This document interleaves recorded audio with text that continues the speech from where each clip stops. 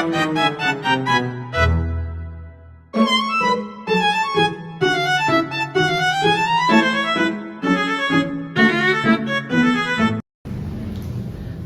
di sekolah masih dianggap hal yang biasa.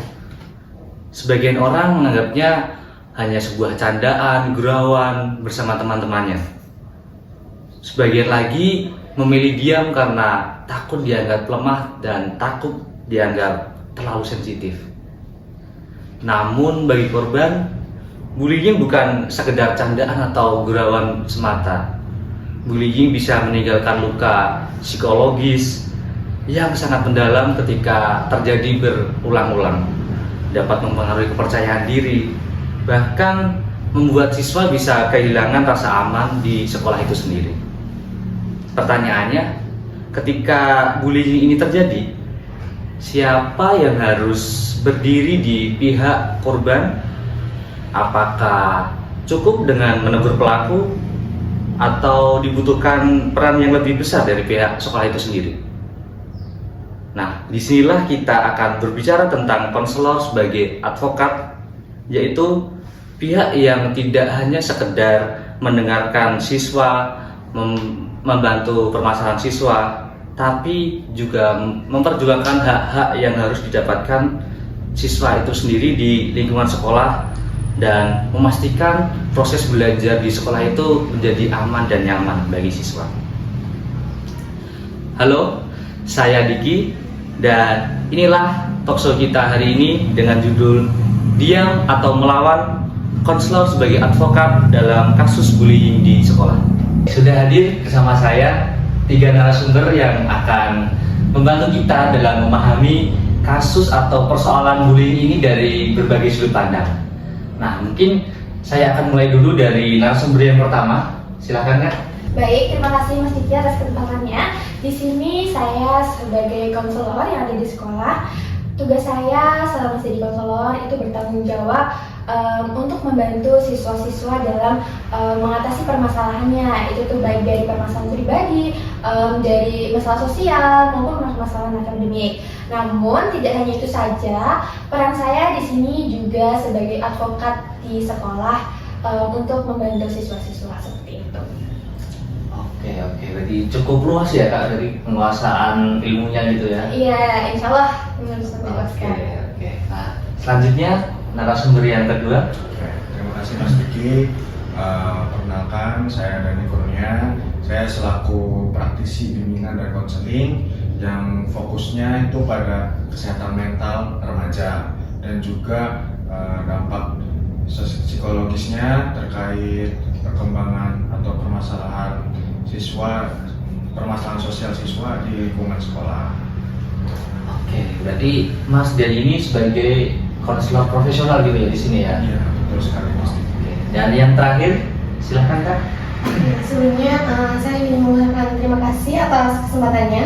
Halo semuanya.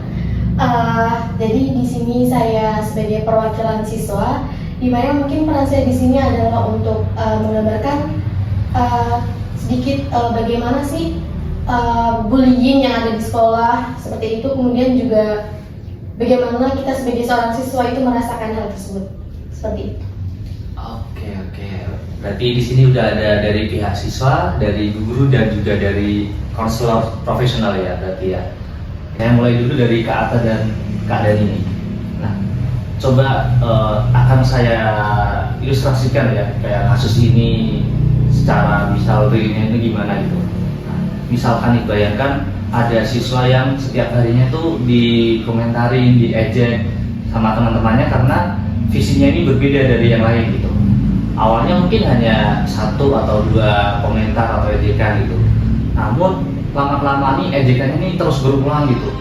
Nah itu teman-temannya ini tidak hanya menertawakan dia, mengomentari dia, tapi sampai merekam dan mengunggahnya di media sosial gitu.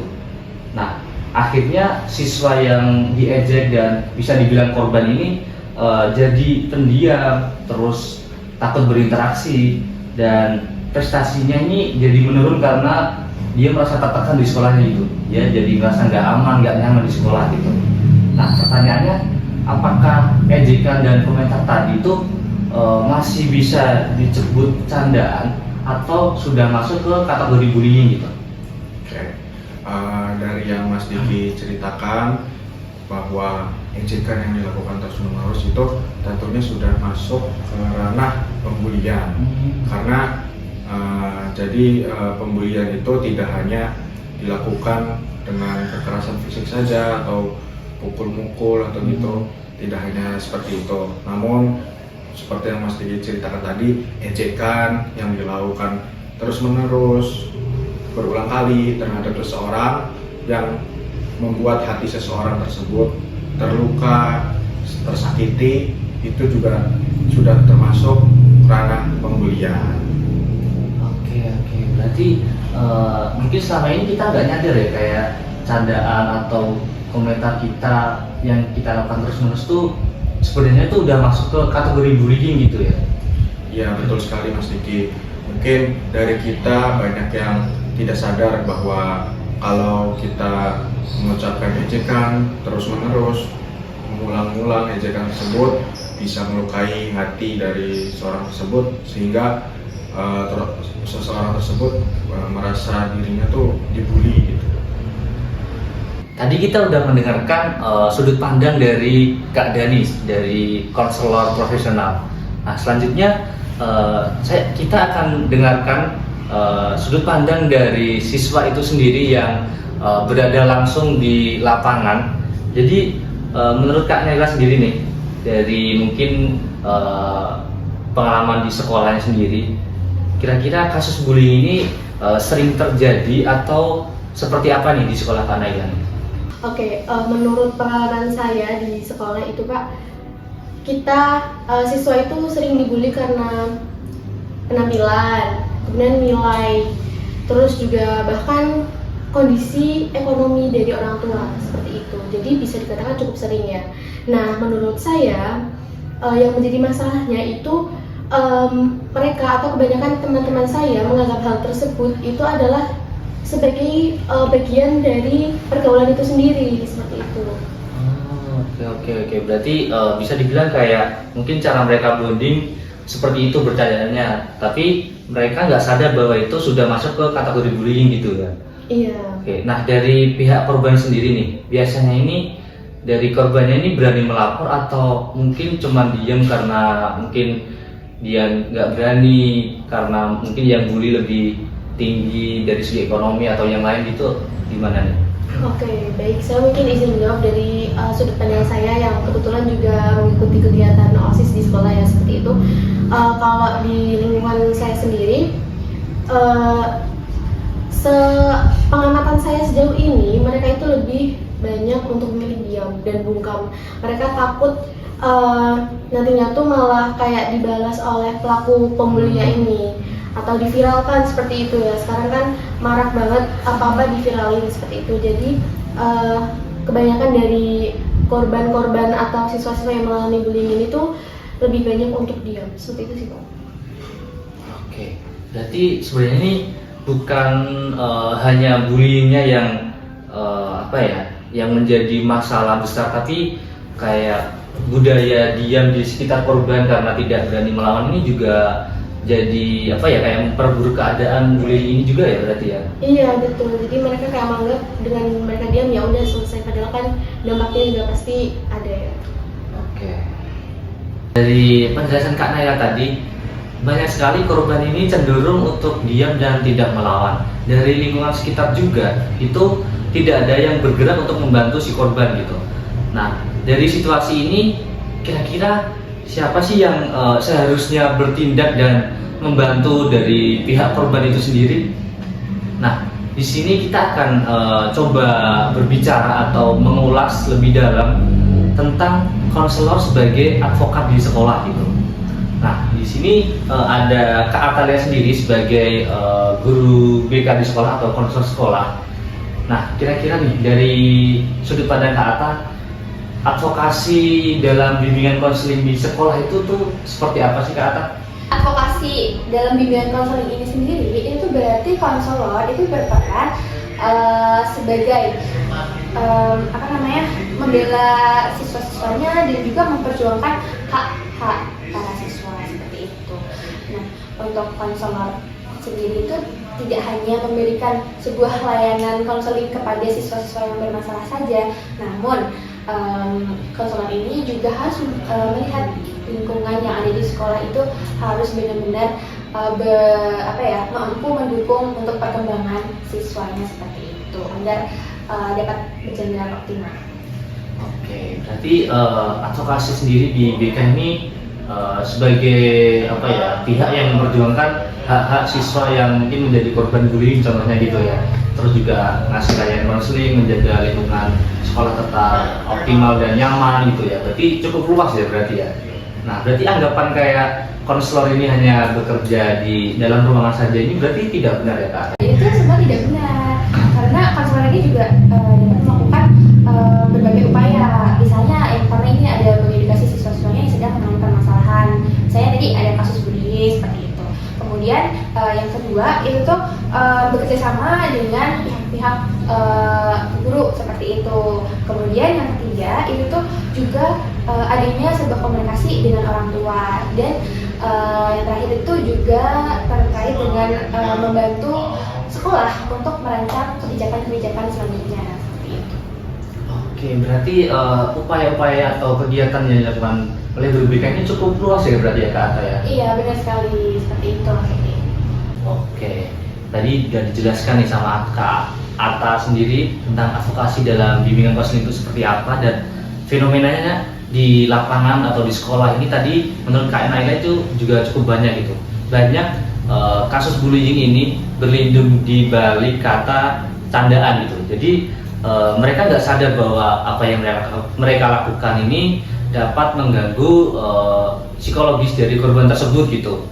Nah, di sini sudah ada Mas Dani atau Kak Dani sebagai orang yang memperdalami ilmu psikologis lah Mas gitu ya. Nah, menurut Mas Dani sendiri dampak psikologis yang dirasakan korban ini seperti apa nih Mas? Cukup besar atau gimana nih? Oke, jadi dampak bagi korban bullying itu bisa sangat serius karena korban bullying nantinya tuh akan mempunyai perasaan cemas yang tinggi, rasa tidak percaya yang tinggi, rasa minder, rasa rendah diri, dan bahkan hilang kepercayaan terhadap lingkungan sosialnya. Lalu dampak lebih jauhnya atau dampak berkelanjutannya dari bullying tersebut bisa mempengaruhi korban terhadap perkembangan pribadinya dan juga kesehatan mental dari korban pembulian tersebut. Oke, berarti bullying ini sekarang sudah tidak menjadi kayak bukan sekedar masalah sepele di sekolah gitu ya, berarti sudah masuk ke ranah psikologi dari siswa atau kesehatan mental siswa tersebut gitu ya? Ya, betul sekali Mas Diki. Pembulian jadi bukan hanya kasus sepele belakang, sekarang sudah menjadi kasus kasus besar yang bisa merembet kemana-mana. Nah, selain peran dari konselor dan mungkin konselor sekolah dan konselor profesional ini tadi yang cukup luas dan kompleks nih. Nah, dari siswa sendiri nih, kira-kira peran dari teman sebaya itu gimana sih? Karena kan mungkin sekarang ya namanya anak muda pasti punya circle atau apa gitu. Ya, menurut saya pribadi ya, kalau misalkan siswa-siswi ini jika dibully terus berani melaporkan atau terus ditindaklanjuti seperti itu oleh guru atau guru konselor seperti itu, mungkin si pembuli itu akan memikir dua kali untuk bully lagi seperti itu. Jadi kita sebagai yang dibully sebenarnya juga tidak boleh diam saja, tapi lebih ke kita harus berani untuk minta pertolongan atau minta dukungan dari orang dewasa di sekitar kita seperti itu. Oke, berarti kayak perubahan budaya atau mungkin pola pikirnya itu harus dimulai dari diri kita sendiri ya berarti ya karena ya? Iya, ke siswanya itu jadi lebih terbuka. Oke, kalau dari kita semua nih pasti mengharapkan lingkungan sekolah yang aman, nyaman, dan tidak ada bullying di dalamnya gitu. Nah, kira-kira ketika kita ingin menciptakan lingkungan sekolah yang seperti itu, yang bebas dari bullying, kira-kira apa nih yang diperlukan atau apa yang harus kita lakukan gitu? Oke, kalau untuk sekolah sendiri itu tuh mungkin bisa memberikan membangun sebuah budaya di lingkungan di sekolah itu, membangun budaya untuk saling menghargai satu sama lain seperti itu. Untuk konselor sendiri itu bisa memberikan sebuah layanan atau bimbingan itu di dalamnya yang menanamkan nilai empati dan juga saling menghargai satu sama lain seperti itu. Selanjutnya mungkin yang gak kalah penting itu adalah kesadaran kita dalam kita membangun kesadaran kalau setiap individu atau setiap siswa itu memiliki hak yang sama atau memiliki hak yang aman dan nyaman selama di lingkungan sekolah. Dari penjelasan Kak Atta dan Kak Dani tadi, untuk menciptakan sekolah yang di dalam itu tidak ada bullying, kita sebagai mungkin masukan kepada pihak-pihak sekolah tuh kita harus menciptakan budaya saling menghargai, dan kita juga harus menjamin hak-hak yang harus didapatkan oleh siswa itu sendiri agar mereka itu merasa nyaman dan aman sehingga mereka bisa tumbuh secara optimal dan menjadi pribadi yang lebih baik. Bullying sering terjadi di sekitar kita, namun seringkali kita memilih untuk diam dan tidak bersuara. Padahal diam bisa membuat korban merasa sendirian dan terpuruk. Karena itu kehadiran konselor sebagai advokat sekolah itu sangatlah penting. Bukan hanya untuk membantu siswa yang menjadi korban, tetapi juga untuk memastikan bahwa setiap siswa mendapatkan lingkungan belajar yang aman, mendukung dan nyaman untuk mereka menimba ilmu di sekolah tersebut. Karena pada akhirnya sekolah harus menjadi tempat yang membuat siswa merasa diterima, bukan untuk merasa ditakuti. Saya Diki, saya pamit undur diri. Terima kasih kepada para narasumber yang telah berbagi ilmunya pada diskusi kali ini. Semoga ilmunya bermanfaat buat kita semua dan khususnya buat para penonton juga. Sampai jumpa di diskusi selanjutnya dan dadah.